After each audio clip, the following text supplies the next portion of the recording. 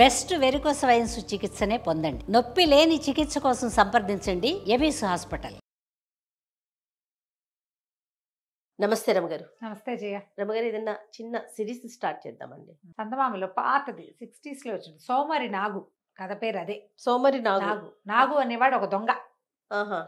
ఆ కాలంలో వీడు చాలా మంచి బ్రహ్మాండమైన దొంగ, గజ దొంగగా చెప్పుకోవచ్చు. వీడిని వీట రోజుల తరబడి నిద్రపోయేవాడు. పని చేస్తే దొంగతనం చేస్తే చేసేవాడు, లేకపోతే ఎక్కడైనా సంపాదించిన తర్వాత ఎక్కడ పడుకుని నిద్రపోయేవాడు. ఎప్పటికీ లేచేవాడు కాదు. ఇప్పుడేం పని లేదుగా అని. అందుకని ఆ సోమరి నాగు పేరు వాడికి వాడే పెట్టుకున్నాడని చెప్పుకునేవాడు. వాడిని ఎవరూ ఎప్పుడూ పట్టుకోలేదు. వాడిని పట్టుకున్న దాఖలాలే లేవు. అయితే ఈ సోమరి నాగు ప్రత్యేకం ఏంటంటే ఇతను చిన్నవాళ్ళని బక్కవాళ్ళని కొట్టేవాడు కాదు, దొంగతనం చేసేవాడు కాదు. బాగా పెద్ద పెద్ద వాళ్ళని వాళ్ళ దగ్గర కొట్టేసి దొరికినంత చిన్నవాళ్ళకి పనిచేసేవాడు. సో మంచి దొంగ. మంచి దొంగ. తర్వాత వాడి దగ్గర ఎప్పుడూ నిలవలేదు. వాడికి ఆస్తి పాస్తి ఏమీ లేవు. పని చేయటమేనా? పనిచేసి ఏదో తిన్నంత తినేవాడు, పంచినంత పనిచేసేవాడు. ఎప్పుడో కావాలంటే ఓ దొంగతనం చేసేవాడు. ఓకే. మళ్ళీ అందులో కూడా ఎవరైనా ఎదురొచ్చి అడిగితే వాళ్ళకి ఇచ్చేసేవాడు. అలాంటి వాడు అనమాట. ఈ అధికారులు కూడా కొంతమంది కొన్నిసార్లు లాభపడిన ఇవి ఉన్నాయి దాఖలాలు. దాంతో వాడు కాస్త అక్కడ చేలోకుగా దొరికిన చూసిచున్నట్టు పోన్లే, వాడు అందరికీ పంచాడు, వీడి దగ్గర ఏం చచ్చిందని వీడు పట్టుకుంటాం, ఏం లేదు, సానుభూతి ఉండేది. సానుభూతి ఉండేది. వాడు ఉపయోగపడడం వల్ల ఇంకా కొంచెం ఆలోచించి సర్దు కూరుకునేవాళ్ళు. తెలిసిన వాళ్ళు ఒకళ్ళిద్దరు ఊరుకోండి ఎందుకు అని పెద్దవాళ్ళు చిన్నవాళ్ళని ఆపేసేవాళ్ళు, లేదా చిన్నవాళ్ళే పోన్లేండి సార్ అని పెద్దవాళ్ళకి వద్దని చెప్పి ఇట్లా చేసి మొత్తానికి వాడెప్పుడు దొరకల. అయితే ఓసారి ఒక సంపన్న గృహస్థు ఒక ఆయన 1000 ఫలాల వెండి, ఫలాలు అంటారు, ఫలం అంటే అదొక లెక్క అనమాట, వెండి వెనకేశాడని తెలిసింది. అయితే ఆ ఇల్లు ఏది అనేది వేగ్గా ఎవడో చెప్పాడు. ఇతను ఏం చేశాడు, ఆ ఇంటికి బదులు ఆ ఇంటికి కొంచెం యువతలగా ఉన్న ఒక చిన్న ఇంట్లో ప్రవేశించాడు. ఇంట్లోకి వెళ్తే అంతా ఇల్లు బోడిగా ఉంది. అంటే ఏదో బోల్డ్ డబ్బులు సంపాదించండి, వీడు ఇల్లు ఏమిటి ఇలా మాస్టీగా ఉంది అనుకున్నాడు. ఇల్లు ఘనంగా ఉండద్దు, సంపాదించిన వాడి ఇల్లు. ఒక చిన్న బల్ల ఉంది. సరే ఇంటి వాళ్ళు చూడకుండా ఉండటం కోసం ఆ బల్ల కింద దూరి దాక్కున్నాడు. దాక్కునేసరికల్లా కాసేపు అయ్యాక ఓ భార్య భర్త ఇద్దరు వచ్చారు, కంచాలు తెచ్చుకున్నారు, అన్నం పెట్టుకున్నారు, ఏడుస్తూ కూర్చుని ఉన్నారు. కంచాలు తెచ్చుకుని అన్నం కూరలు అవి తెచ్చి పెట్టుకున్నారు, వడ్డించుకోవటల్లా, వడ్డించుకుని తినటల్లా ఏడుస్తున్నారు. ఏడుస్తూ ఇంక ఈ దరిద్ర బాధ ఎన్నాళ్ళు పడతాము, చచ్చిపోదాము అనేసరికల్లా పెళ్ళామంది, వద్దు వద్దు, నువ్వు చచ్చిపోవటం ఎందుకు, నన్ను నమ్మేసేయి. ఆ కాలంలో ఆడవాళ్ళని అమ్మేందుకు అవకాశం ఉండేది. నన్ను నమ్మేయి, వచ్చిన రూపాయలతోటి ఏదైనా వ్యాపారం చేసుకో, నేనేముంది ఎక్కడైనా బతుకుతాను, నీ దగ్గర బతికేది ఇంకో చోట, నువ్వు చావవద్దు, నువ్వు చావద్దు అని శోకాలు పెట్టి ఏడ్చింది. అయ్యో ఇంత బంగారపు తల్లివి, నిన్ను ఎటాగే అమ్మటం అని పెళ్ళమ్మగుడు కూడా ఏడ్చేసరికి ఈ నాగు ఆ బల్ల కింద నుంచి వచ్చాడు బయటికి. రాగానే హడిలిపోయారు వాళ్ళు. ఏడబాకండి, ఏడవద్దు, మీకు డబ్బా వెండి ఇస్తాను, సంపాదించి తెచ్చి పెడతా, ఆ వెండి అమ్ముకుని వ్యాపారం పెట్టుకోండి, డబ్బులు లేవని చచ్చిపోకూడదు. ఓహో. ఎవరైనా డబ్బుకేముంది, ఎక్కడి నుంచి అయినా పుడుతుంది అని చెప్పాడు. కాసేపు అయిన తర్వాత బయటికి వెళ్ళిపోయాడు అక్కడి నుంచి. వీళ్ళు నిర్ఘాంతపోయి చూస్తూ కూర్చున్నారు. ఎవడో వాడు అర్థం కాల వాళ్ళకి. సడన్గా బల్ల కింద నుంచి ఒక మనిషి వస్తే భయం ఏదు, మరి వాళ్ళతో అప్రతిభులు అయిపోయి కూర్చుని ఉన్నారు అక్కడ. బయటికి వెళ్ళిపోయాడు. ఎవరింట్లో కొట్టుకొచ్చాడో తెలీదు. ఓ 250 తులాల వెండి ఊరిని తీసుకొచ్చి వాకిట్లో పారేసాడు. గుడ్డ మూట పడింది, ఆ గుడ్డ మూటలో వెండి ఉందన్నమాట. ఆ వెండి అమ్ముకుని ఆ చిన్న ఇంటి వాళ్ళు చక్కగా చిన్న వ్యాపారం పెట్టుకున్నారు. ఒక పలక మీద సోమరి నాగు అని రాసి దాన్ని పూజ గదిలో పెట్టుకున్నారు. వాళ్ళు బతుకున్నన్నాళ్ళు ఆ పలకకి పూజ చేశారట. ఓకే. ఆ మనిషిని బొమ్మలు ఫోటోలు దొరకవు మరి, అందుకని సోమరి నాగు అని రాసుకున్నారు అనమాట. అతను దానికి ఒక సిగ్నేచర్ ఉండేది, చిన్న పువ్వు బొమ్మ వేసేవాడు అనమాట. దొంగతనం చేసిన చోట ఇది నాగు పని అని తెలిసేది. అన్ని చోట్ల కాదు, తనని తెలియాలని అనిపించిన చోట చేసేవాడు. అయితే ఓసారి ఏమైందట, ఇతను ఎక్కడికో వెళ్తుంటే ఒక పాత స్నేహితుడు ఎదురొచ్చేట. పాత రోజుల్లో ఆ స్నేహితుడు బాగా డబ్బులు ఉన్నవాడు. ఎప్పుడైనా వీడికి తాగడానికి తినడానికి డబ్బులు ఇచ్చేవాడు, తన పక్కన కూర్చోబెట్టుకునేవాడు విందుల్లో. ఇప్పుడు ఆ స్నేహితుడికి మొత్తం డబ్బులన్నీ పోయినాయి. పరమాధ్వానమైన స్థితిలో దిగనాశెళ్ళిపోయినాడు. ఈ నాకు ఆశ్చర్యపోయాడు. ఇదేమిటి ఇట్లా అయిపోయావు, ఏమైంది నీకంటే, ఏం చేయను, నా ఆస్తంతా పోయింది, వ్యాపారం కుదేలైపోయింది, ఎక్కడ అప్పు పుట్టే పరిస్థితి లేదు అనేసరికల్లా ఈ సోమరి నాగన్నట్ట, అయితే నాతో రా, ఇవాళ నేను ఒక సంపన్న గృహస్థుడి ఇంట్లో దొంగతనానికి వెళ్తున్నాను, నాకు ఏది దొరికితే అది నీకు ఇస్తా, నాతో రా అని చెప్పి వెంబడబెట్టు తీసుకుపోయాడు. వాడు దొంగని వీడికి తెలుసు, కానీ వాడు ఆడిన మాట తప్పడు. ఈ స్నేహితుడు కూడా ఈ నాగు వెనకాల పడిపోయాడు. వీళ్ళిద్దరు వెళ్తే ఏమైంది, అది పెద్ద సంపన్న గృహస్థు, చాలా పెద్ద ఇల్లట. దానికి పెద్ద పెద్దవి 2 రకాల ప్రాకారాలున్నాయి. రెండో యువతలి ప్రాకారం బయట ఈ స్నేహితుడిని ఒక మూల నుంచోబెట్టాడు. నువ్వు ఇక్కడే ఉండు, నేను లోపలికి వెళ్ళొస్తానని వీడు జాగ్రత్తగా గోడలు దాటుకుని లోపలికి వెళ్ళాడు. లోపల పెద్ద గలభ ఎత్తిపోయింది. ఏదో ఎత్తటం ఏమిటి, ఈ ప్రహరీ దగ్గర ఆనుకుని నుంచున్నాడుగా స్నేహితుడు, ఇతని మీద నుంచి దూకినాయట కుక్కలు. అంటే లోపల ప్రాకారం నుంచి బయట ప్రాకారం వైపుకి దూకేసినాయి. కుక్కలు దూకేసరికల్లా ఆయన హడిలిపోయాడు, పరిగెత్తాడు. భయం వేసింది మరి, లోపల నుంచి కుక్కలు వస్తుండే సరికల్లా. ఇతను పరిగెత్తి ఆ అన్ని ప్రాకారాలు ఇది చేసుకుని ఆ రోడ్డు మీదకి వెళ్ళేసరికల్లా ఆ నాగు కూడా కలుసుకున్నాడు ఆయాసపడుతూ. వాళ్ళు మెలకుగానే ఉన్నారబ్బా, బోల్డంత బంగారం ఉంది ఆ ఇంటి నిండా. కరెక్ట్ టైంకి వాడు నిద్రలేచేసాడు, కుక్కను పిలిచేశాడు, కుక్కలు వచ్చేసినాయి, ఏమీ చేయలేకపోయాను, ₹1 తేకుండా వచ్చాను నేను, నీకు ఏ సహాయము చేయలేను అన్నాడు. అనేసరికల్లా హతాశుడైపోయాట ఆ స్నేహితుడు. నాగు అబద్ధం చెప్పడు, తెచ్చి దాచి నీకు ఇవ్వకపోవటం కాదు, వాడే బగరుస్తున్నాడు. ఆ వాడి మీద, ఈ బయట నుంచిన వాడి మీదకి దూకినాయంటే కుక్కలు, లోపల నుంచిన వాడి పరిస్థితి అంతేగా, ఎట్టా ప్రాణాలు లెక్కబెట్టుకుని బయటికి తీసుకొచ్చాడు. ఏమీ చేయలేకపోయాడు. చేయలేకపోతే సరేలే, నువ్వు మాత్రం ఏం చేస్తావు, ఇస్తానన్నావు ఇవ్వలేకపోయావు కానీ అని ఆయన దారిని ఆయన పోయాడు. మళ్ళీ కొన్ని రోజులకి ఆ స్నేహితుడు ఎదురుపడ్డాడు. ఆయన ఇంకా అధ్వాన్న స్థితిలోకి వచ్చేసాడు. ఈ నాగు ఆశ్చర్యపోయాడు, అదేమిటి ఇట్టా ఉన్నావు, నీకేం దొరకలేదా అన్నాడు. నాకేం దొరకలేదంటే, అయితే ఇప్పుడు ధనవంతుడి ఇంటికి వెళ్ళారు కదా, ఆయన ఒక అధికారి, చాలా డబ్బు కూడబెట్టాడు, కుక్కల్ని కిక్కల్ని కూడా పెంచాడు. ఇతను ఏం చెప్పాడంటే, నాగు, ఆ అధికారి ఇంట్లో నేను ఒక పెట్టె తీసుకొచ్చాను, బయటికి తీసుకొస్తే మిగిలిన బంగారం అంతా వదిలిపెట్టి వచ్చేసా, కానీ చేత్తో తెచ్చిన పెట్టె వాళ్ళకి దొరకకుండా ఆ అధికారి ఇంటి వాకిట్లో ఉన్న నీటి గుంటలో పడేశా. ఎందుకు గుట్టుచప్పుడు కాకుండా ఊరుకున్నాడో అధికారి మనకు తెలీదు. ఆ పెట్టి గురించి అతను రిపోర్ట్ చేయలే. దొంగ వచ్చాడు, ఇంట్లోకి వచ్చాడు, గొడవ చేశాడు, ఇవన్నీ ఆ బంగారం అంతా ఎత్తాడు, కొంచెం అన్నీ దొరికినాయి అన్నాడు. పెట్టె మాత్రం నీటిలో ఉందన్న విషయం ఎక్కడ చెప్పల. ఎందుకో గుట్టు చప్పులు కాకుండా, అంటే అది కూడా దొంగ సొమ్ము అయ్యి ఉంటుంది. పద, నువ్వు నాతో రా, మళ్ళీ వెళ్దాం, ఆ గుంటలో నుంచి దాన్ని పట్టుకొచ్చేద్దామని చెప్పి అర్ధరాత్రి వేళ స్నేహితుడిని వెంబడి పెట్టుకుని ఆ భవనంలోకి ప్రవేశించి ఆ నీటి గుంటలో నుంచి ఆ బాక్స్ పుచ్చుకొచ్చాడు బయటికి. తెచ్చారు. బాక్స్ నిండా వజ్రాలు, బంగారం.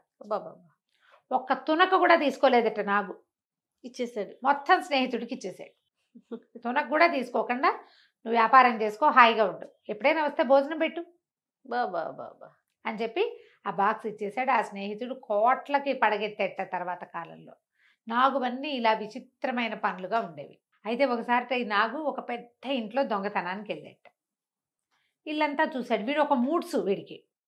అవన్నీ చూసాక ఏం తెస్తాను నేను, వచ్చేస్తాడు కూడా. వెళ్తే ఏమైంది, బట్టలు పెట్టే ఒక గది ఉందిట, మొత్తం అంతా బట్టలేట దాని నిండా. వీడికి ఆ బట్టలు కొట్టేద్దామనిపించింది. కాకపోతే ఇంతలో ఏమైంది, ఈ బట్టల గదిలోకి వీడు ప్రవేశించి ఆ బట్టలన్నీ చూస్తున్న క్రమంలో బయట నుంచి దాసిది తలుపు గడి పెట్టేసి చూసుకోలే. మామూలుగా బట్టల గది తలిపేసావా అని కేకేశారు. టకీమిన వేసేసి వీడు లోపల ఉండిపోయాడు, బయట గడి పడిపోయింది. వాకిలి తలుపులు అన్నీ వేసేసారు. వాకిలి తలుపులు వేస్తే వీడు లోపల నుంచి గడి తీసుకుని వెళ్ళిపోతాడు. ఏ గదిలో ఉన్నాడో ఆ గదికి గడి పడితే వీడేం చేయాలి, బట్టలు వదిలిపెట్టి వెళ్ళటం ఇష్టం లేదు. ఎట్లా తీసుకెళ్ళాలని బాగా ఆలోచించి వేసుకోగలిగినన్ని బట్టలు వేసుకున్నట్టు ఒకదాని మీద ఒకటి కొన్ని ఇట్లా నడువు కట్టుకున్నాడు. సిల్క్ క్లాత్, చైనాలో అనమాట ఇది. చైనాలో సిల్క్స్ చాలా ఫేమస్ కదా. అక్కడి నుంచి ఏం చేశాడు, తనకు బాగా నచ్చినవన్నీ, అక్కడ దీపం ఒకటి ఉంటే ఆ దీప వెలుగులో చూసి అన్నీ మూట కట్టాడు. మూట కట్టిన తర్వాత ఇక అక్కడి నుంచి ఏం చేయటం మొదలుపెట్టాడు, అక్కడ ఉన్న చెక్క బీరువాకి ఇట్లా గోళతోటి టిక్ టిక్ టిక్ టిక్ అని మూత చేయటం మొదలెట్టాడు. అది ఎలిక లాంటి శబ్దం. వచ్చేసరికల్లా ఇంటి యజమానురాలు వీడు పడుకున్న 1 గంట కల్లా దాసి దాన్ని లేవనెత్తేసింది. వసే గదిలోకి ఏమైనా ఎలుక దూరిందో ఏమో, కొంచెం బెదిరించు, బయటకన్నా పోతుంది, బట్టలు కొట్టేస్తుందో ఏమిటో, పిల్లలకి కుట్టించడానికి బోళ్ళు గుడ్డలు తెప్పించాం అని కేకలు పెట్టింది. గదిలోంచి పెట్టి ఆవిడ పక్కకు ఒత్తిగిలి పడుకుంది. దాసిది బరువైన అడుగులు నడిచొస్తోంది తెలిసింది వీడికి, మన నాగుకి అర్థమైంది. ఆ దాసి ఏం చేసింది, వచ్చి బయట గడి తీసి ఇట్ట దీపం ఎత్తి ఇట్ట చూడబోయేసరికల్లా వీడేం చేశాడు, బట్టలు మూట కట్టాడు కదా, చీకట్లో మొత్తం ఇల్లల్లా చీకటి ఉండి ఒక దీపం ఇక్కడ పుచ్చుకున్నాం అనుకో అదంతా మనకేం కనపడదు, చీకట్లో నిదానంగా వెలుతురు నిదానంగా పరుచుకుంటుంది. అవును, అంతే కదా, చీకటి తటుక్కుని వచ్చేస్తుంది. దీపం ఆర్పంగానే చీకటి, దీపం వెలిగించంగానే వెంటనే వెలుగు వచ్చేది. స్లోగా ఇల్లంతా కనపడుతుంది మనకి. ఎక్కడ వెలిగించాం, ఇక్కడే కనిపిస్తుంది. ఆవిడ ఇట పైకి చూసే లోపల ఈ బట్టల మూటని బయటకి దొర్లించి వీడేం చేశాడు, దాంతోపాటు దొల్లుకుంటూ తను కూడా బయటకు వచ్చాడు. బయటకు వచ్చేసేసి చెయ్యెత్తి ఆ దాని చేతిలో దీపాన్ని కొట్టేసరికల్లా దీపం పక్క పడిపోగానే కేవు కేవు కేవు కేవుమని అరిచేసరికల్లా పడదోసేసాడు కదా. వెంటనే ఏం చేశాడు, ఈ మూట సంకలో పెట్టుకుని పరిగెత్తుకుంటూ వాకిలి వైపు వెళ్ళి వాకిలి తలుపు గడికి తీసేశాడు. ఒక్క దూకులో బయటకు వెళ్ళిపోయాడు. ఇంతలో ఏమైంది, ఈ దీపం పడిపోయిన శబ్దం ఈ దాన్ని కొట్టేసరికి అది దొంగ దొంగ దొంగ దొంగ అని అరిచింది. దీపం లేదు. ఇంటి యజమాని కూతురు కొడుకు మొగుడు మొత్తం గుంపంతా పరిగెత్తుకొచ్చారు. యజమాని దగ్గర ఇంత చేపాటి కర్ర ఉందిట. ఆయన ఏం చేశాడు, ఆ చీకట్లో చెవులు మూసుకుని అరుస్తున్న దాన్ని చిత కొట్టేశాడు. అది పెట్టిన గావు కేకలకి ఇంటిల్లిపాది ఇదెందుకు అరుస్తోంది, వాడిని కొడుతుంటే వీళ్ళకి అర్థం కాల. ఇంకొకటి 2 దీపాలు పుచ్చుకుని వచ్చేసరికి తీరా చూస్తే చిత కొట్టింది ఎవరిని, దాసిని. లోపలికి వెళ్ళి చూస్తే ఏముంది, అరలో ఉండాల్సిన కొత్త బట్టలు ఏం లేవు. అయ్యగారు వేసుకుని 7-8 జతల బట్టలు లేవు. ఎలుక అసలు లేనే లేదు అక్కడ. దీపం పక్కకు పడిపోవటంతో దాసీదే దొంగ అయిపోయింది. లవో దీపో. ఇంకేం చేస్తారు, బట్టలు పోయినాయి అని ఇస్తే ఈ బట్టలు ఎవరి దగ్గర ఉంటాయి, ఇలాంటి బట్టలే చాలా మంది దగ్గర ఉంటాయి. ఇక రిపోర్ట్ లేదు, ఏమీ లేదు, మాట్లాడకుండా ఊరుకున్నారు. ఇలా ఎన్ని దొంగతనాలు చేశాడో మరికొన్ని దొంగతనాలు మళ్ళీ చెప్పుకుందాం. కానీ చేశాడు, మళ్ళీ అందరికి సహాయపడటం. అదే రమగారు ఇప్పుడు ఏమైనా ఉన్నాడంటారా ఈ రోజుల్లో? ఎక్కడైనా కనపడితే ఒకసారి పంపించండి రమగారు నా దగ్గర. నువ్వేం చేస్తావు, చక్కగా మంచిగా భోజనం పెట్టి నాకేం కావాలో అది చేయించుకుంటాను. నమస్తే రమగారు. నమస్తే రమగారు. సోమరి నాగు బలే దొంగ అండి. ఒకసారట ఒక వర్తకుడు బట్టలు ఇంట్లో నుంచి తెచ్చేసుకున్నాడు.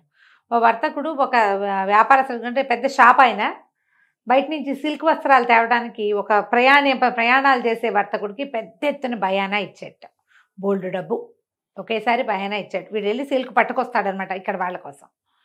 అదే సమయానికి చాంగు ఈ మన సోమరి నాగు స్నేహితుడు ఒకడు అదంతా చూసి ఈ నాగుకి చెప్పాడు, ఫలానా సందులో పెద్ద రోడ్డు మీద వర్తకుడు ఉన్నాడు కదా, ఆయన సిల్క్ తేవడానికి దళారీ వర్తకుడికి డబ్బిచ్చాడు, ఆయన ఇంట్లో ఉంది, ఇంకా ప్రయాణం అవ్వలేదు. ఇవన్నీ తెలిసిపోతాయిగా ఊళ్ళల్లో. అంతేగా. సరే ఏమైంది, ఏం చేశాడు, వాళ్ళ ఇంటికి వెళ్ళి ఆ డబ్బు కొట్టేద్దాం అనుకున్నాడు. ఆయన ఏం చేశాడు, వర్తకుడు చాలా జాగ్రత్తగా ఓ పెట్టెలో డబ్బంతా పెట్టి, ఇంకా అల్మర్లలోనూ అక్కడ ఇక్కడ పెట్టకుండా భార్య భర్త పక్క పక్కన, ఈయన మంచం మీద పడుకున్నాడు, ఆవిడ కింద పడుకుంది అనమాట.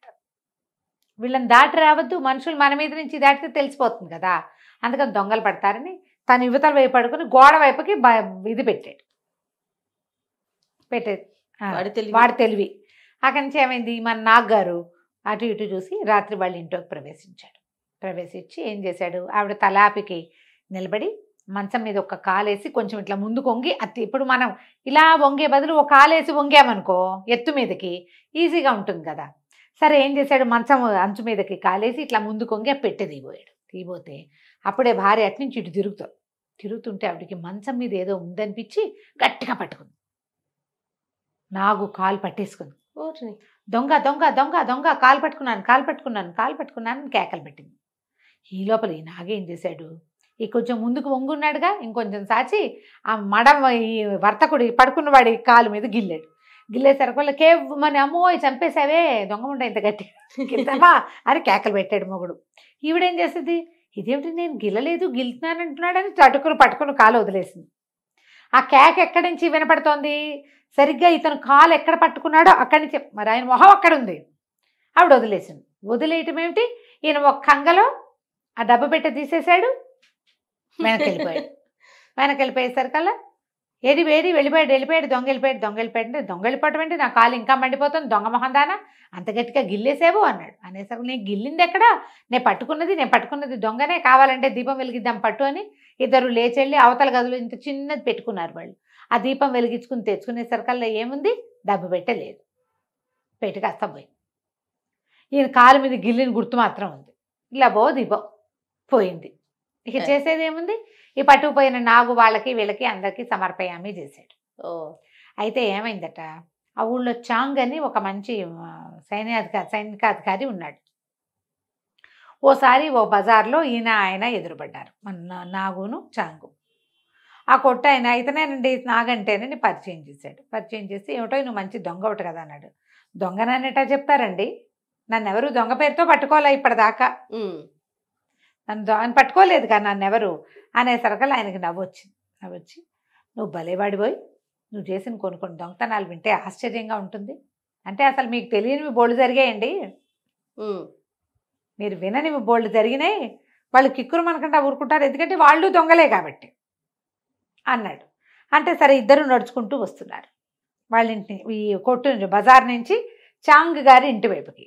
అయితే ఏమైంది, చాంగ్ అన్నాడు, సరే నీ దొంగతనాలు నాకు కొన్ని తెలుసు, నాకు నిన్ను పట్టుకోవాలని ఉంది, ఓ పని చేద్దాం, నీ సమయస్ఫూర్తి నీ తెలివితేటలు చూపించు. ఇదిగో చిలక, మా ఇంట్లో చిలక ఉంది, ఆ చిలకను కొట్టేయి చూస్తా నీ వల్ల అయితే. చిలకను కనుక నువ్వు సమయస్ఫూర్తితో కొట్టేస్తే ఇప్పటిదాకా నువ్వు చేసిన దొంగతనాలన్నీ నీ తెలివికి నీరాజనం కింద నేను వదిలేస్తా. చిలకను నువ్వు తీసుకెళ్ళకపోతే నువ్వు స్వచ్ఛందంగా ఒప్పుకోవాలి, నాకు లొంగిపోవాలి, నేనే దొంగని నేనే చేశానని ఒప్పుకోవాలన్నాడు.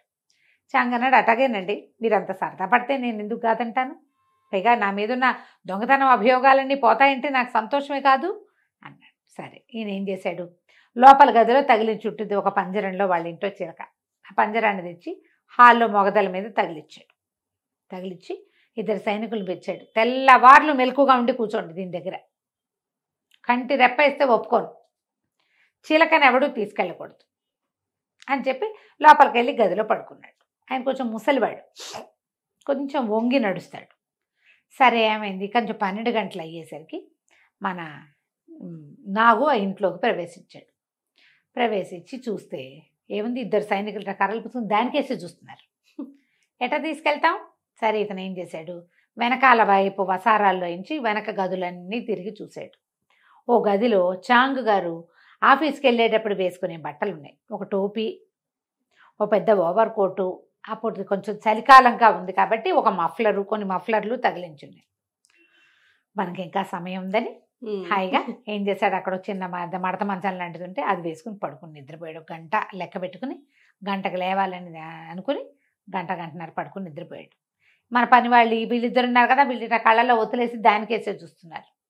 కొంచెం 4:15, 4:20 అయ్యేసరికి లేచేసి ఏం చేశాడు, చాంగ్ గారిలాగా కొంచెం వంగి నడవటం, ఓసారి అటు ఇటు నడిచి ప్రాక్టీస్ చేసి ఆ ఓవర్ కోటు అక్కడ ఉంది కదా, పెద్ద కోటు, అక్కడి నుంచే టోపీ, ఆ మఫ్లర్ మెడకి చుట్టుకుని ఆ వంగి నడుస్తూ తెల్లారింది, ఇక పడుకుంటారా, అయిపోయిందిలే ఈ పూటకి అన్నాడు.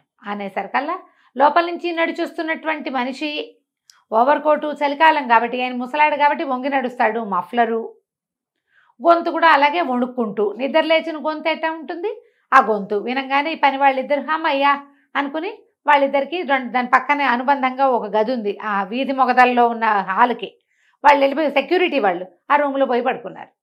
ఈయన చక్కగా పైన ఉన్న చిలకని తీసుకుని నడుచుకుంటూ ఇంటికి వెళ్ళిపోయాడు. సూపర్. తెల్లారింది, చాంగ్ గారు లేచి వచ్చాడు, చిలక లేదు, వీళ్ళు పడుకున్నారు. ఆయన 2 చెంబులు నీళ్ళు తెచ్చి వీళ్ళ మొహాన్ని కొట్టాడు. మీ దుంపల దగ్గర పడుకున్నారేమిట్రా, చిలక ఎదురా అన్నాడు. చిలక 5 దాకా ఉందండి, ఏమైపోయింది అన్నాడు. మీరే కదండి పడుకోమన్నారంట, నేను పడుకోవడం ఏంటి, నా దయ్యాన్ని చూసారేమిట్రా మీరు అని ఆయన తిట్టాడు. కాదండి, తెల్లవారుజామున 4:15, 4:20 అయింది, ఇంకా సేపట్లో సూర్యుడు వచ్చేస్తాడు అనగా మీరే సాక్షాత్తు కోటేసుకున్నారు, పైగా మేము ఇద్దరం ఎలా పొరపాటు పడతామండి, మేము పొరపాటు పడలే, మీరే వచ్చి ఇంక ఈ పూటకు అయిపోయింది వెళ్ళి పడుకోండి అంటే చిలకని మొగదల్లో వదిలేసి పడుకున్నాం. ఇంకేముంది, వాడు పట్టుకుపోయాడు. తెల్లారి ఎండెక్కాక అది చిలకని పుచ్చుకుని తీసుకొచ్చాడు. చిలక పంజరం వచ్చేసింది. చాంగ్ గారు ఆశ్చర్యపోయాడు, ఊరిని కడుపుడక ఎట్టా చేసావురా అని. ఏముందండి, వాళ్ళు నిద్రేసేసి ఉన్నారు, తెల్లారు నిద్రేసి ఉన్న వాళ్ళు ఎలా ఉంటారు, మరి నిద్ర మెలకుగా ఉన్నవాళ్ళు. నా గొంతు నిద్ర గొంతు అని నమ్మారు, ఇదిగోండి మీ బట్టలు, ఆయన బట్టలు కూడా అక్కడ పెట్టాడు. బయటికి వేసుకెళ్ళాను, కానీ మీరు అధికారి కదా, మీ బట్టలు వేసుకుని రోడ్ల మీద తిరగకూడదండి, ఇదిగోండి ఉంచుకోపోయావా అన్నాడు ఆయన. మీ బట్టలు వేసుకుని తిరగకూడదు, తాత్కాలికంగా ఉపయోగపడిన ఒక దొంగతనానికి ఉపయోగపడిన వస్తువుని మళ్ళీ వాడకూడదు, దొరికేస్తాను నేను అని బట్టలు తీసుకొచ్చి ఇచ్చాడు. చాంగ్ గారు అప్పటిదాకా ఉన్న అభియోగాలన్నీ కొట్టేసేట. కొట్టేశాడు. అయితే ఏమైందట, ఒకసారి ఇతను ఇక్కడి నుంచి ఒక ఒక జూదశాలలో జూదం ఆడుతున్నట్టు ఒకడు, వాడు 1000 రూపాయలు గెలిచాడు. గెలిస్తే ఆ జూదశాల ఓనర్ అన్నట్ట, ఒరే డబ్బులు ఎక్కడైనా పోగలవంటే, నా దగ్గర నుంచి డబ్బులు పోతాయా, నేనే జూతగాడిని మోసగాళ్ళకి మోసగాడిని నేను, నన్ను ఎవడు చేస్తాడంటే, ఈ ఊళ్ళో సోమర్ నాకు ఉన్నాడు రోయ్, వాడి సంగతి చాలా కష్టం వాడితోటి అని యజమాని అన్నాడు. అనేసరికల్లా సరిగ్గా అదే జూదశాలలో అవతల వైపు చిన్న మగ్గు పెట్టుకుని బీరు లాంటిది ఏదో తాగుతున్నాడు నాకు ఎవరో స్నేహితుడితో కలిసి. ఇటు తిరిగి వచ్చాడు. వచ్చావా అన్నాడు. ఈడు వచ్చావా, మాటల్లో ఉండగానే వచ్చావు, ఇదిగో నేను 1000 రూపాయలు కొట్టేశా, నేను మా ఆవిడ ఇంట్లో ఉంటాం, 1000 రూపాయలు కొట్టే చూద్దాం నీ వశమైతే. నువ్వు కొట్టేస్తే, నువ్వు కనుక కొట్టేసావంటే నేను నీకు విందిస్తా, సాయంత్రం పార్టీ ఇస్తా, నువ్వు కొట్టేయలేకపోతే నువ్వు నాకు పార్టీ ఇవ్వాలి, బాగుంది అని మాట్లాడుకున్నారు. నాగన్నాడు అట్లాగే మీ ఇష్టం చేస్తాను అని చెప్పాడు. సరే ఏమైంది, వాడు ఇంటికి వెళ్ళిపోయాడు జూదగాడు. భార్యకి చెప్పాడు, వసే వాళ్ళు 1000 రూపాయలు కలిసి మంచిది అద్భుతమైన కోడిని ఒకదాన్ని కూర చెయ్యి అంటే, ఆవిడ ఏం చేస్తుంది, చికెన్ కూర బాగా మంచి పెద్ద కోడిని చూసి వండి, ఓ టర్కీ కోడిని భార్య భర్త సుష్టుగా తిన్నారు. ఇంకా అంత కూర మిగిలింది. ఓ బౌల్లో పెట్టి మూత పెట్టింది వంటింట్లో. ఏం చెప్పాడు, వసే నాగుతో పందెం వేశాను, వాడికి పార్టీ ఇవ్వాల్సి వస్తాను, వాడు కనుక గెలిచాడంటే డబ్బులు వీళ్ళవే ఇచ్చేస్తాడు, కానీ దొంగతనం చేస్తే వాడు గెలిచినట్టు. పాత స్నేహితులు వాళ్ళు. ఒకవేళ అలా కాకపోతే వాడే మనకి విందిస్తాడే, నాగాడి విందంటే చిన్న విందు కాదు, వాడు బ్రహ్మాండంగా ఇస్తాడు, కాస్ట్లీ విందు వస్తుంది, కాబట్టి ఇద్దరం కళ్ళు మూసుకోకుండా కూర్చొని చూద్దాం దీన్నని బల్ల మీద డబ్బులు పెట్టుకుని బల్లకి అటు ఇటు మొగుడు పెళ్ళం ఇద్దరు కూర్చొని చూస్తూ ఉన్నారు. అర్ధరాత్రి అయ్యేసరికి ఈ నాగు ఇంట్లోకి ప్రవేశించాడు వెనక నుంచి. వచ్చి చూస్తే ఏముంది, మొగుడు పెళ్ళాలిద్దరు కబుర్లు చెప్పుకుంటున్నారు, డబ్బులు మధ్యలో పెట్టి కూర్చున్నారు. ఏం చేశాడు, సరే ఇలా ఉందని లోపలికి వెళ్ళి చిన్న ఉడత కొరుకుతున్న శబ్దాలు లాంటివి చేశాడు. చేయంగానే ఈవిడేమనుకుంది, అయ్య బాబోయ్ మిగిలిన కోడి కూరని పిల్లి మొహంది తినేస్తున్నట్టుంది, పొట్టను పెట్టుకుంటుందేమో, రేపొద్దున్న రొట్టెల్లోకి ఉంటుంది అనుకున్నాను అని ఈవిడ పరిగే ఎత్తుకుంటూ వంటింట్లోకి వెళ్ళి. ఇదేం చేశాడు, ఆ శబ్దం మానేసి ఆ నాగు బయటికి వెళ్ళి పక్కన అక్కడ వాళ్ళకి నుయ్యి ఉందిట పెరట్లో, ఓ బండరా ఎత్తి నూతిలో విసిరేశాడు. నూతిలో విసిరేసరికల్లా ఈ మొగుడు అనుకున్నాడు, అయ్యో దీని దుంపదగా పిల్లి వెనకాల పడి నూతిలో పడిందా ఏమిటా నా పెళ్ళామని వాడు లేచి నూతి దగ్గరికి వెళ్ళాడు. ఈ నాగు రెండో పక్క నుంచి వచ్చేసి బల్ల మీద ఉన్న డబ్బులు ఏం బల్ల మీదనే సింపుల్ తీసుకుపోయాడు. పెళ్ళాము మొగుడు ఇద్దరు ఒకేసారి మధ్య గదిలోకి వచ్చారు, పడక గదిలోకి డబ్బులు లేవు. కంటి ముంద డబ్బులు ఆగేశాడే వీడి దుంపదేగా. చూస్తుండగా ఆవిడ పిల్లి కోసం వెళ్ళింది, వెంటనే వెనక్కి ఏమొస్తుంది, కోడికూరలో మూతి పెట్టిందో లేదో చూసుకుని దాన్ని ఇంకో సెక్యూర్డ్గా పెట్టాలా, 2 నిమిషాలు పడుతుందా, ఇక్కడి నుంచి లేచి పెరట్లోకి వెళ్ళిన మగవాడు మళ్ళీ పెరట్లోంచి లోపలికి రావాలా, అది మొత్తం కలిపి ఆల్ టుగెదర్ 3 minutes అవుట్, 3 నిమిషాల్లో లాగేశాడు బయటికి. మర్నాడు పొద్దునేమైంది, వీడు మళ్ళీ జూత్సాలకి వెళ్ళాడు. వెళ్ళంగానే నాగొచ్చాడు అక్కడికి, ఇదిగో నేను 1000 పారేశాక ఇద్దరు కలిసి పార్టీ చేసుకున్నారు.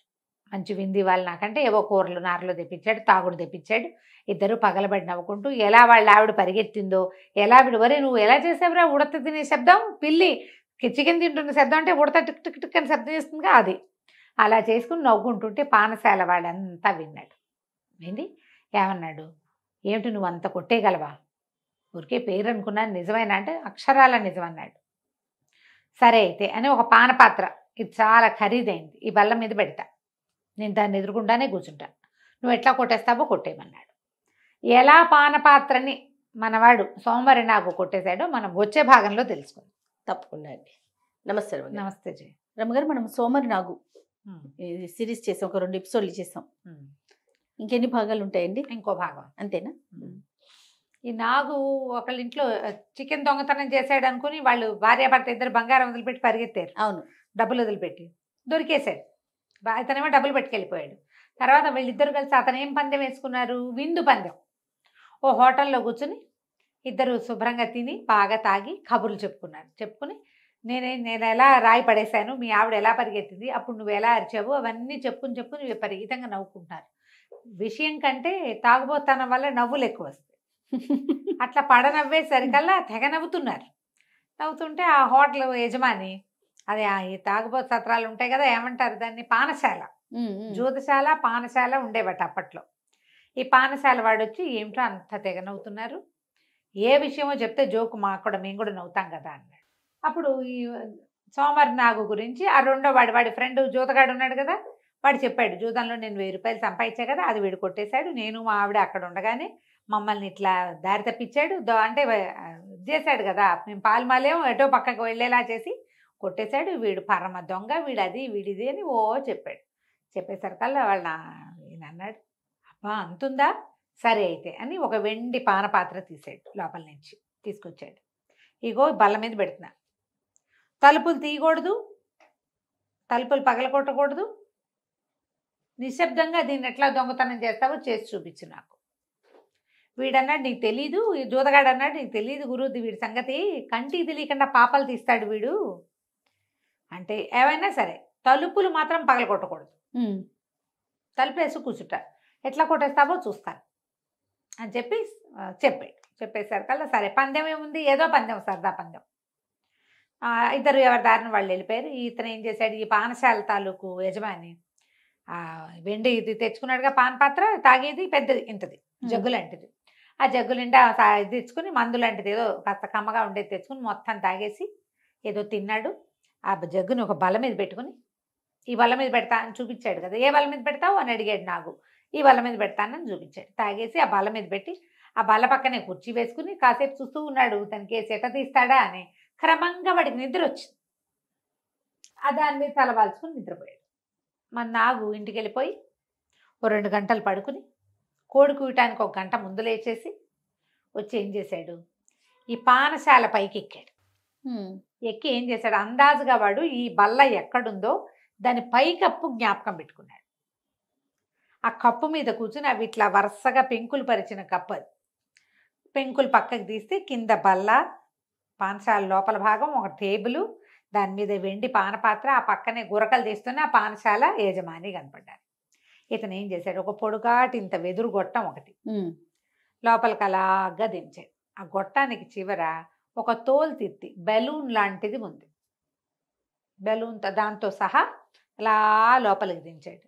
కరెక్ట్గా అది వెళ్ళి ఆ పానపాత్రలో పడే వదిలేలా. ఆ పుల్ల వీడి కోసం వీడి చేతిలో నుంచి పొడుగాటి కడ్డీ అది. ఆ తర్వాత ఏం చేశాడు, అది కడ్డీ కాదు, అది యాక్చువల్గా గొట్టం. ఆ గొట్టం కోసం నోట్లో పెట్టుకుని ఉఫ్ ఉఫ్ ఉఫ్ ఉఫ్ అని బెలూన్లోకి గాలి వదిలాడు. గాలి వదిలేసరికి ఏమవుతుంది, బెలూన్ మెల్లిగా ఎక్స్పాండ్ అవుతుంది. ఈ పానపాత్ర లోపల ఉన్న బెలూన్ ఎక్స్పాండ్ అయ్యి పానపాత్రకు అంటుకుంది. వీడు ఆ కొస జాగ్రత్తగా మూసేసి దాన్ని అలాగా పైకి లాగేశాడు.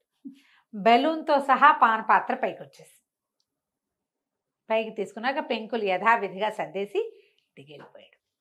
మర్నాడు పొద్దున్నే లేచాడు, పని వాళ్ళంతా శుభ్రాలు చేస్తున్నారు.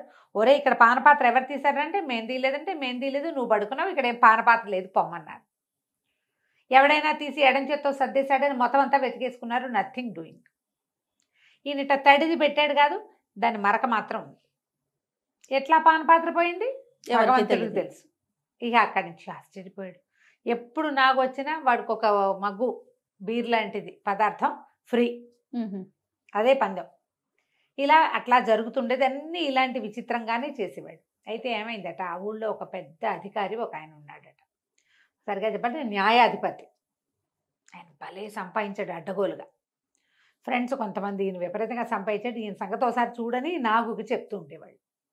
సరే ఇతను ఏం చేశాడు, ఒకనాడు కొంచెం సరదాగా వాళ్ళ ఇంట్లోకి వెళ్ళి ఒక పీపాలో దాచిపెట్టిన 200 పలాల బంగారాన్ని సంగ్రహించేశాడు. తానని తెలిసేందుకు ఆ పీపా మీద చిన్న పువ్వు బొమ్మ వేసాడు, పెన్ చాక్ పీస్ తోటి వెళ్ళిపోయాడు. మర్నాడు పొద్దున అధికారి గారు 2-3 రోజుల తర్వాత ఒకరోజు నెక్స్ట్ డేవే కాదు వెతికి చూసుకుని తన పెట్టిన బంగారం లేదని గమనించాడు. ఆ నుంచి వాళ్ళని వెళ్ళి పోలీసులను పిలిచాడు. అధికారులు 5-6 వచ్చారు. కొంతమంది మనవాడి ఫ్రెండ్స్ ఉంటారుగా, వాళ్ళు అటు ఇటు అంతా పరిశీలించి లోపలికి వచ్చిన మార్గం వెళ్ళిన మార్గం ఏ తలుపు గడి తీసుంది, అలాగా తీసే గడి ఏమిటి అవన్నీ చూసుకుని చివరికి ఈ పీపా దగ్గరకు వచ్చి పీపా మీద ఉన్న పువ్వు గుర్తు చూడంగానే ఇది నాగు పని అని చెప్పేశారు. చెప్పేసరికల్లా ఆయన అన్నాడు, వాడిని పట్టుకొచ్చేసేయండి వాడిని ఇమీడియట్గా అన్నాడు. అంత సులువు కాదండి, వాడు అసలు దొరకడు, వాడి దగ్గర సాక్ష్యానికి ఏం ఉండదు, పువ్వు వాడేశాడు అంతే.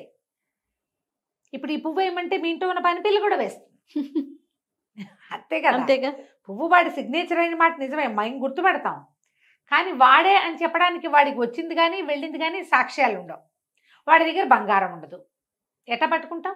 అంట కుదరదంటే ఆయన మండిపడ్డాడు. అదేంటి నా ఇంట్లోకి వచ్చి ఒకడు వాడికి అన్ని గుండెలా తీసుకుపోతాడా, వాడి సంగతి చెప్తాను రామ్డేమని అరిచాడు. పని వాళ్ళు వీళ్ళు బోళ్ళంతమంది విన్నారు. నా నోట ఈ నోట సోమవారం నాగుకి అందించారు. వీడేం చేశాడు, ఈ లోపల అధికారులు 2-3 అటువైపు ఎటో వెళ్తూ వీడు కనపడేస్తారు కదా, ఆ పాన్శాలలో కేకేసి, బాబు నేను పట్టుకోమంటున్నాడు రా, నువ్వు ఎట్లా చేస్తావో మరి అంటే, బంగారం ఎక్కడ దాచావు అని అడిగారు. అది మీ దొడ్లలోనే పాతి పెట్టాను.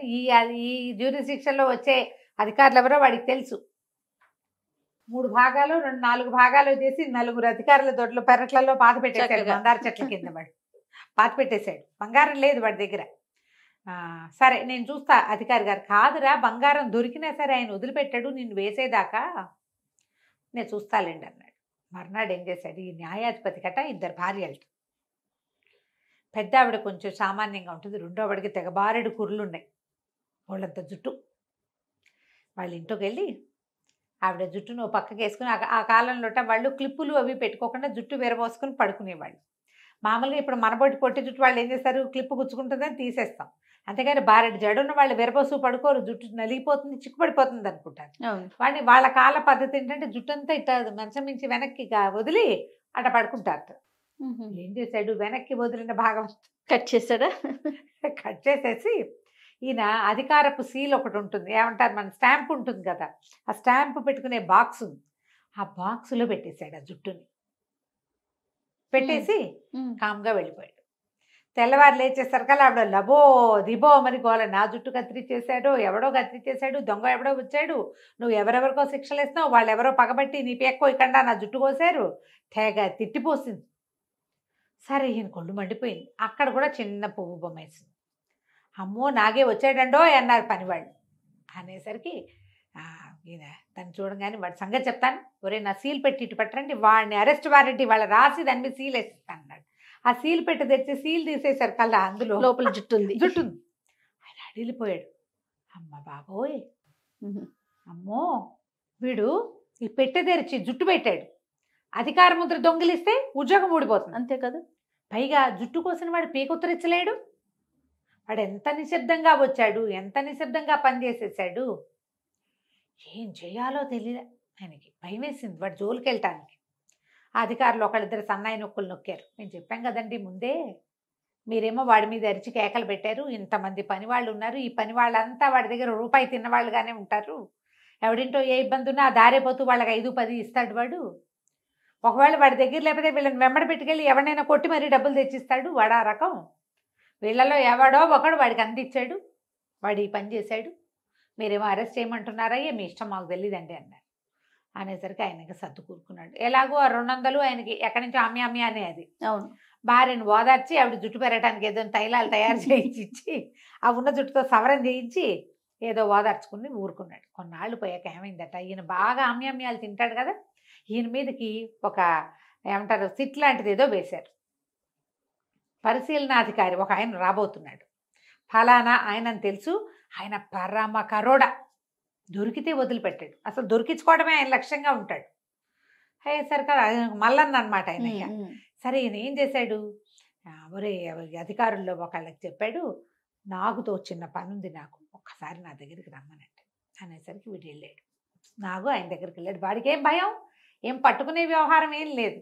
ఏంటండి అంటే, ఒక పరిశీలనాధికారి వచ్చాడు ఊళ్ళోకి, ఆయన దగ్గర ఒక అధికార ముద్ర ఉంటుంది, ఆ ముద్ర తెచ్చి నాకు ఇచ్చేసి వాళ్ళ ఇంట్లో ఇచ్చి, ఆ ముద్ర లేకపోతే ఆయన నన్ను ఏం చేయలేడు, ముద్ర పోయిందని ఎవరికీ చెప్పుకోలేడు అనేసరికి సరేనన్నాడు.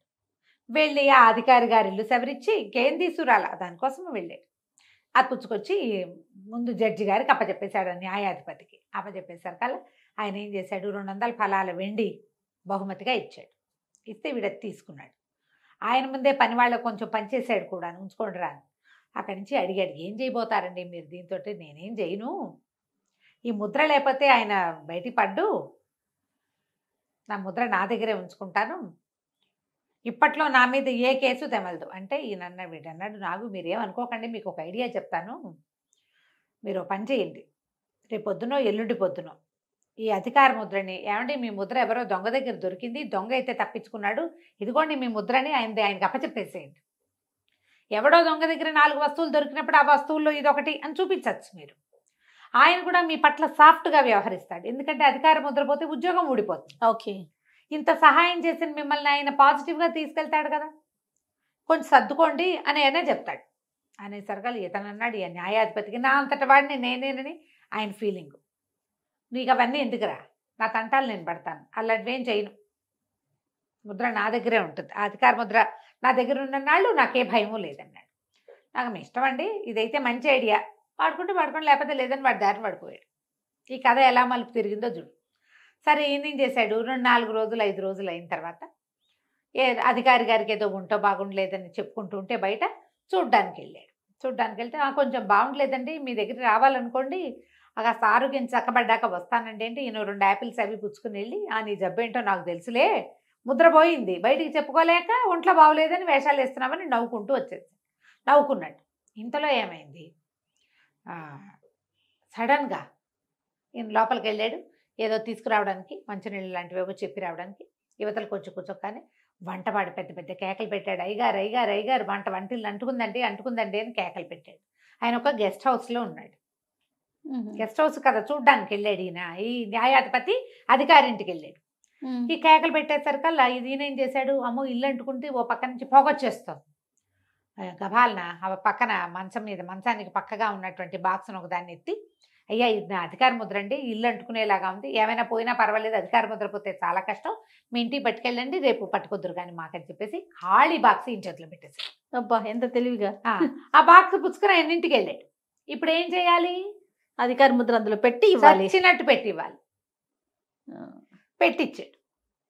మరునాడు ఇంకేం చేయలేక అందులో అధికార ముద్ర పెట్టి ఈయనకి అప్పచెప్పాడు, స్టాంపు పెట్టేసి.